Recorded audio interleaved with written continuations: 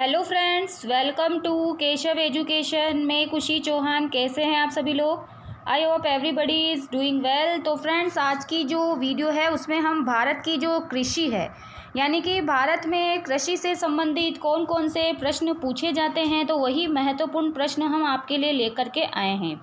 वैसे तो ये वीडियो सभी के लिए यूज़फुल होने वाली है, लेकिन जो भी स्टूडेंट्स पीटीईटी का एग्ज़ाम देने वाले हैं 9 जून को, तो आपके भारत का जो सामान्य ज्ञान है उसके अंदर भारत की जो कृषि वाला टॉपिक है उसी से रिलेटेड आज के प्रश्न हैं। और अगर इससे पहले वाली वीडियोस आपने नहीं देखी है तो वो भी आप इससे पहले वाली वीडियोस चैनल में हमारे जा कर के देख लेना, क्योंकि हम आपके पूरे सिलेबस को कंप्लीट करते हुए वीडियो बना करके आपको प्रोवाइड करवा रहे हैं। तो चलिए शुरू करते हैं आज की वीडियो। लेकिन सबसे पहले आपसे रिक्वेस्ट है कि अगर आपने अभी तक हमारे चैनल को सब्सक्राइब नहीं किया है तो प्लीज़ सबसे पहले सब्सक्राइब ज़रूर कर लेना और बेल आइकन पर जाकर ऑल पर क्लिक ज़रूर करना, ताकि सबसे पहले वीडियो का नोटिफिकेशन आप तक पहुंच सके। और प्लीज़ वीडियो को ज़्यादा से ज़्यादा शेयर करना और अच्छी लगे तो लाइक भी ज़रूर करना, लेकिन वीडियो को एंड तक वॉच करना ताकि आपको अच्छी तरह से समझ में आए। और प्लीज़ कमेंट सेक्शन में ये भी ज़रूर कमेंट करना कि आपके आज के जो प्रश्न हैं उसमें से कितने प्रश्न सही हुए हैं। तो देखो, सभी प्रश्न बहुत ही इंपॉर्टेंट है, अच्छी तरह से समझना है आपको। इनमें से आपको प्रश्न देखने को मिलेंगे ही मिलेंगे पेपर में, ठीक है। अब तक जितने भी एग्ज़ाम हुए हैं उनमें पूछे गए प्रश्न हैं। तो आज की जो वीडियो है ना हमारी बहुत अच्छी होने वाली है, बहुत बढ़िया वीडियो हमारी आज की होने वाली है। भारत की कुल भूमि का कितना प्रतिशत कृषि कार्यों में संलग्न है? तो देखो, ऐसे आंकड़े वाले प्रश्न आपसे पूछे जाएंगे और मैं बोलूँ तो ये मोस्ट इम्पोर्टेंट क्वेश्चन है, आपको मिलेगा ही मिलेगा, ठीक है। कुल भूमि का कितना प्रतिशत जो है कृषि कार्य में संलग्न है भारत में? तो 52.7%, 56.3%, 65.3% या फिर 70.7%? तो देखो, 52.7% है ये, ठीक है। ये यहाँ पर इसका करेक्ट आंसर है।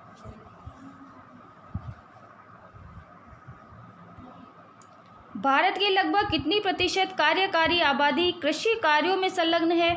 ये भी आंकड़े वाला प्रश्न है। कितने लोग जो है कृषि कार्य करते हैं भारत में?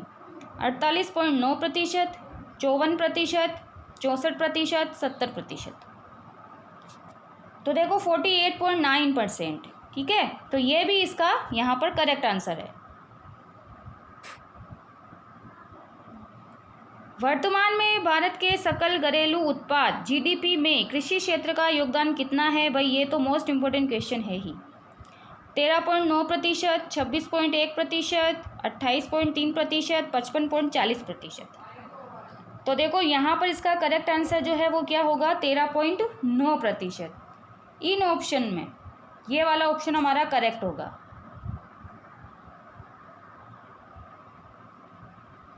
1950-51 में भारत के सकल घरेलू उत्पाद में कृषि का योगदान कितना था? 1950 और 51 की बात हो रही है। 26.1%, 28.1%, 40.55%, 55.40%? तो देखो, 55.40% था 1950 और 51 में। आई होप कि आपको आज की वीडियो, आज के जो क्वेश्चन हैं वो ज़रूर पसंद आएंगे। भारत में कृषि क्षेत्र के जीडीपी का कितना प्रतिशत भाग कृषि शोध पर व्यय किया जाता है? 0.3%, 0.5%, 2% या फिर 4%? तो देखो, 0.3% यहाँ पर आंसर होगा। और प्लीज़ कमेंट सेक्शन में ज़रूर कमेंट किया करें कि आपको हमारे द्वारा प्रोवाइड की गई वीडियोस कैसी लग रही है। आपका फीडबैक मिलेगा तभी हम आपके लिए और अच्छी अच्छी वीडियोस बना करके लेकर के आएंगे। देश से होने वाले कुल निर्यात में कृषि तथा कृषि उत्पाद से निर्मित वस्तुओं का योगदान कितना है? 11.76%, 13.8%, 55.6% या 20.6%? तो देखो, 15.6% यहाँ पर इसका आंसर है। ये जितने भी आंकड़े वाले प्रश्न है ना, इनको आप एक कॉपी में अच्छी तरह से नोट डाउन कर लेना, क्योंकि ये प्रश्न जो है इनके आंसर यही रहेंगे, ठीक है। वर्तमान में खाद्यान्न के अंतर्गत आने वाला क्षेत्र है, यानी कि जो खाद्यान्न जहाँ पर अन्न उगाया जाता है वो कितने हेक्टेयर है? तो देखो, आपको 4 ऑप्शन यहाँ पर दिए गए हैं। ठीक है, 114.3 metre hectare, 118.7 metre hectare, 156.5 metre hectare या फिर 178.5 मीटर हेक्टेयर। तो यहाँ पर देखो 156.5 मीटर हेक्टेयर, ये यहाँ पर करेक्ट आंसर होगा। प्रथम कृषि गणना कब की गई थी? ये भी इम्पोर्टेंट क्वेश्चन है। तो कब की गई थी? 1950, 60, 70 या फिर 1991। तो देखो 1970 में है ना प्रथम कृषि गणना की गई थी। भारत में सीमांत किसानों में निम्नलिखित में से कितनी धारिता वाले किसानों को सम्मिलित किया जाता है? ये भी मोस्ट इम्पोर्टेंट क्वेश्चन है। 1 हेक्टेयर, 2 हेक्टेयर, 3 हेक्टेयर या फिर 4 हेक्टेयर तक। तो देखो 1 हेक्टेयर तक के जो किसान है ना वो इनको सम्मिलित किए जाते हैं, धारिता वाले। भारत की कितनी प्रतिशत जोतें 1 हेक्टेयर या उससे छोटी है? ये भी इम्पोर्टेंट क्वेश्चन है। 33%, 56%, 65% या फिर 86%। तो देखो 65% है ना, ये यहाँ पे करेक्ट आंसर होगा।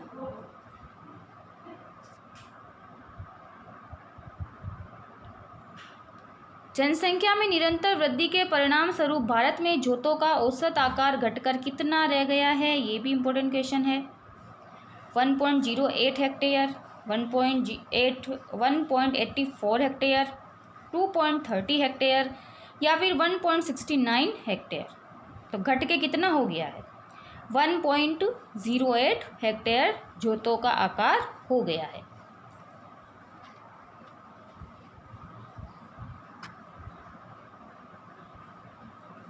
किस समिति ने कृषि जोत पर कर लगाने की संतुति मतलब कह सकते हैं कि इसको स्थापित किया था या फिर इसकी शुरुआत की थी? कौन सी समिति ये थी कृषि जोत पर कर लगाने के लिए? भूतलिंगम समिति, नायक समिति, ज्ञान प्रकाश समिति या फिर राज समिति? तो देखो राज समिति है ना, इसने शुरू की थी कृषि जोत पर कर लगाने की प्रस्तुति इन्होंने दी थी।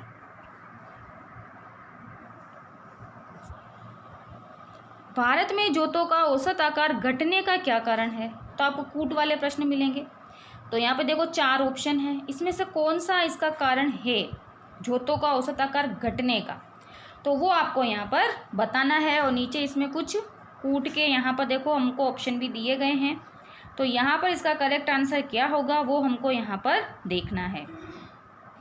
ठीक है, तो इसको अच्छी तरह से आप पढ़ लें कि इसमें क्या है, तो उसी हिसाब से अब हम इसका आंसर भी देखेंगे। तो देखो इसमें अगर हम कारण की बात करें तो एक तो उत्तराधिकार का नियम है और भू स्वामित्व की उठक है, यानी कि पहला और चौथा ऑप्शन हमारा सही है, यानी कि ऑप्शन नंबर सी।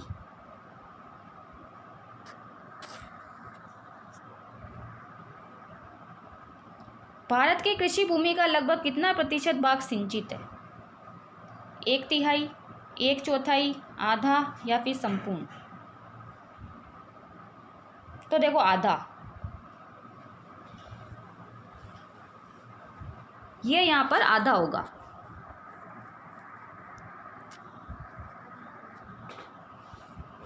भारत में सिंचाई का सबसे महत्वपूर्ण साधन, ये तो मोस्ट इम्पोर्टेंट क्वेश्चन है। नहरें, कुएं, नलकूप, तालाब? तो देखो नहरें, सबसे ज़्यादा सिंचाई भारत में किससे होती है? नहरों से। अब सर्वप्रथम सिंचाई का स्रोत क्या था भारत में? नहरें, तालाब, कुएं, नलकूप और अन्य स्रोत? तो देखो कुएं और नलकूप, सबसे पहले इससे ही सिंचाई की जाती थी, है ना।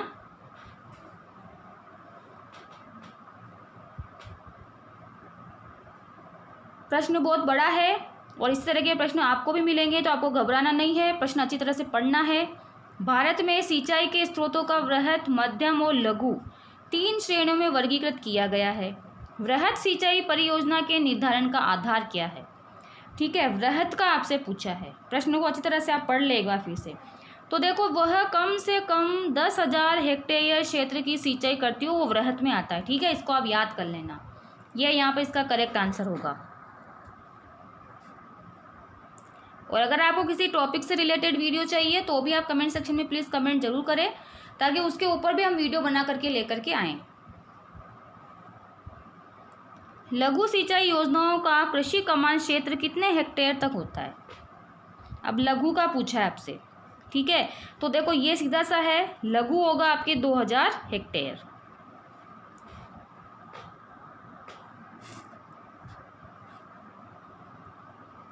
भूमिगत जल के सिंचाई हेतु उपयोग को संभव बनाने हेतु सर्वाधिक उपयोग निम्न में से किसका किया जाता है? यानी कि भूमिगत जल जो है ना, उसको सिंचाई हेतु उपयोग को संभव बनाने के लिए कौन सी परियोजना जो है सबसे ज़्यादा यूज में ली जाती है? तो देखो कौन सी होगी ये? लघु सिंचाई योजना। कौन सी है? लघु सिंचाई योजना।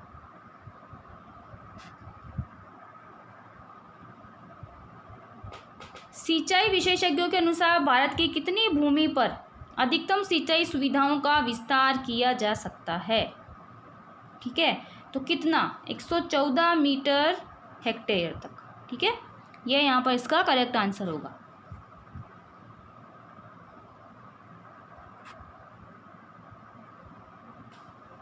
कमान क्षेत्र विकास कार्यक्रम CADP का मौलिक उद्देश्य क्या है? देखो इसकी फुल फॉर्म भी आपसे पूछी जा सकती है, इसको भी याद रख लेना। तो इसका मुख्य उद्देश्य क्या होगा?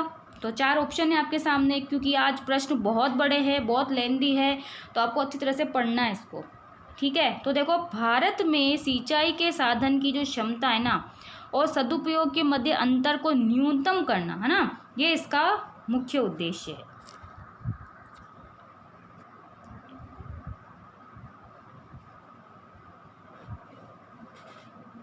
अब कमान क्षेत्र विकास कार्यक्रम CADP के अंतर्गत शामिल नहीं है। अब नहीं क्या है? कौन सी चीज़ इसमें शामिल नहीं है वो आपको बतानी है। तो भाई इसमें अगर हम ऑप्शन देखो आप, ये जो सारे ऑप्शन जो है ना, ये कुछ भी सम्मिलित नहीं है इसमें, यही हमारा सही जवाब है।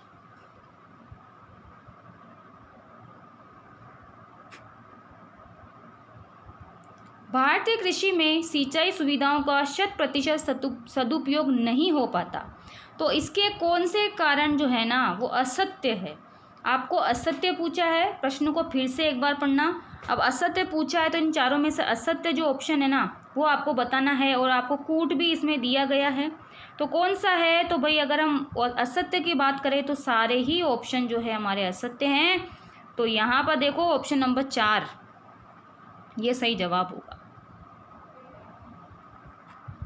आई होप कि आपकी जो तैयारी है ना वो भी बहुत बढ़िया चल रही होगी। भारत के प्रथम प्रधानमंत्री जवाहरलाल नेहरू ने किसे आधुनिक भारत के मंदिर की उपमा दी? इसे तो मोस्ट इम्पोर्टेंट क्वेश्चन, टिक लगा लो। किसे कहा था जवाहरलाल नेहरू ने आधुनिक भारत के मंदिर? ठीक है, तो किसको कहा था भाई? तो यहाँ पर इसका सही जवाब होगा विशालकाय जो नदी घाटी परियोजनाएं है ना, इनको कहा था। यह क्वेश्चन आपको मिल सकता है, जरूर इसको याद कर लें। कितने सिंचाई कमान क्षेत्र वाली परियोजनाओं को वृहत सिंचाई परियोजना के रूप में वर्गीकृत किया गया है? तो देखो ये वही 10,000 है, 10,000 हेक्टेयर से अधिक वृहत के लिए पूछा जाए, और कम के लिए पूछा जाए लघु के लिए तो 2,000।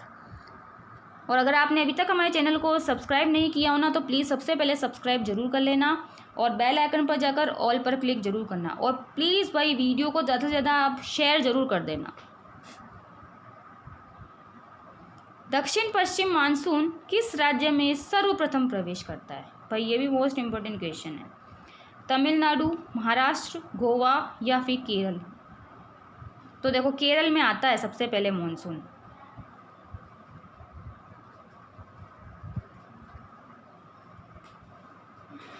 भारत में हरित क्रांति किस क्षेत्र में सफल रही? ये भी मोस्ट इम्पोर्टेंट क्वेश्चन है। गेहूं और आलू, गेहूं और चावल, गेहूं और ज्वार, चाय और कॉफ़ी? तो सबसे ज़्यादा हरित क्रांति कहाँ सफल रही, किस कृषि में? तो भाई गेहूं और चावल में। इसको भी स्टार लगा लेना।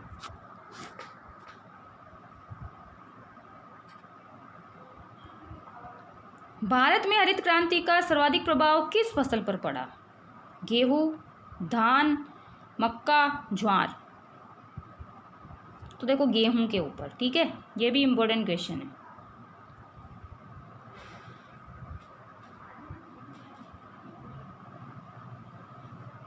हरित क्रांति के फलस्वरूप देश में कुछ खाद्यान्न में निम्नलिखित में से किसका अंश कम हो गया है?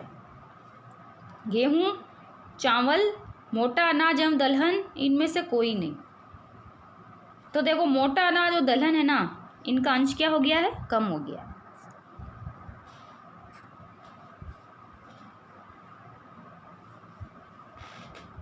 हरित क्रांति के दौरान भारत में चावल का उत्पादन बढ़ा, घटा, अपरिवर्तित रहा या फिर तेजी से बढ़ा?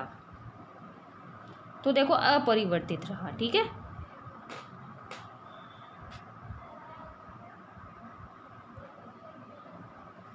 हरित क्रांति के दौरान मोटे अनाजों और दलहन का उत्पादन बढ़ा, अपरिवर्तित रहा या फिर घटा या फिर 3 गुना बढ़ा? तो देखो ये भी क्या हुआ, ये अपरिवर्तित रहा, ठीक है, ये भी क्या रहा? अपरिवर्तित।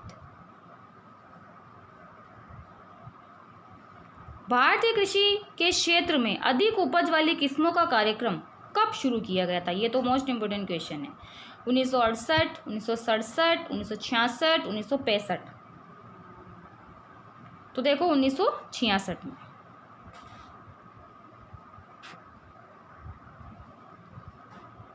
हरित क्रांति का सर्वाधिक निराशाजनक परिणाम किस फसल को देखने में मिला? भाई इसको भी स्टार लगा लो, क्योंकि भाई ऐसा कौन सा जो फसल का प्रकार है जिसे निराशा प्राप्त हुई हरित क्रांति के फलस्वरूप ही? तो तिलहन, सोयाबीन, मक्का या दलहन? तो देखो दलहन, ठीक है।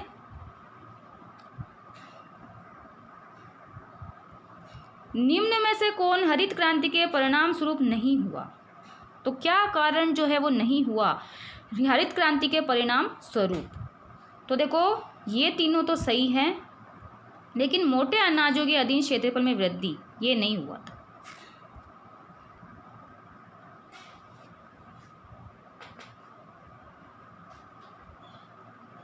वर्ष 1966 में भारतीय कृषि के प्रति हेक्टेयर उत्पादकता को बढ़ाने के उद्देश्य से कौन सी एक महत्वपूर्ण योजना चलाई गई? निम्न में से कौन सी चलाई गई? तो 4 योजनाएं आपके सामने, IAAP, HYVP, IADP या IRDP? तो देखो HYVP, इसको भी लिख लेना, एक बार स्टार लगा लेना।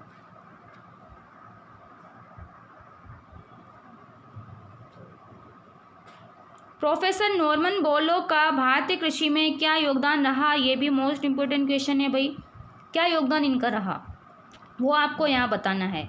तो भाई इनमें 4 ऑप्शन के अंदर जो है हमारा करेक्ट, जो अगर हम आंसर की बात करें तो इन्होंने क्या करा, भारत में अधिक उपज देने वाली किस्मों के उपयोग की क्या बताई थी? युक्ति बताई थी, ठीक है, जिससे ज़्यादा से ज़्यादा क्या उगाई जाए? फसलें।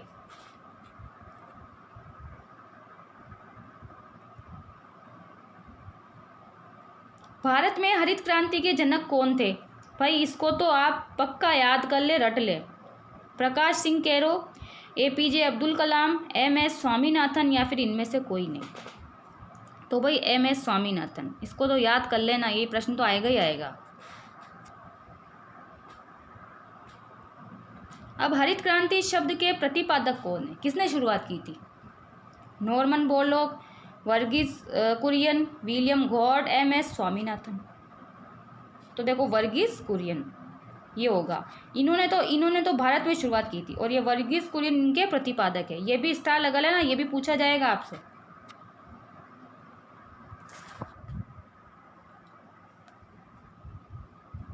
गहन कृषि जिला कार्यक्रम IADP कब प्रारंभ किया गया था?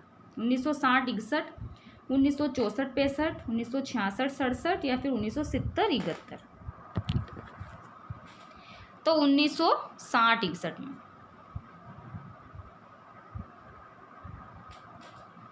गहन कृषि क्षेत्रीय कार्यक्रम IAAP कब प्रारंभ किया गया था? अब इसमें भी आपके जो है ना, इसमें 4 ऑप्शन दिए गए हैं। 40 नंबर, क्वेश्चन नंबर 40 में देखो, तो इसमें भी आंसर हमारा क्या होगा? 1964-65, ठीक है, ये यहाँ पर इसका करेक्ट आंसर होगा।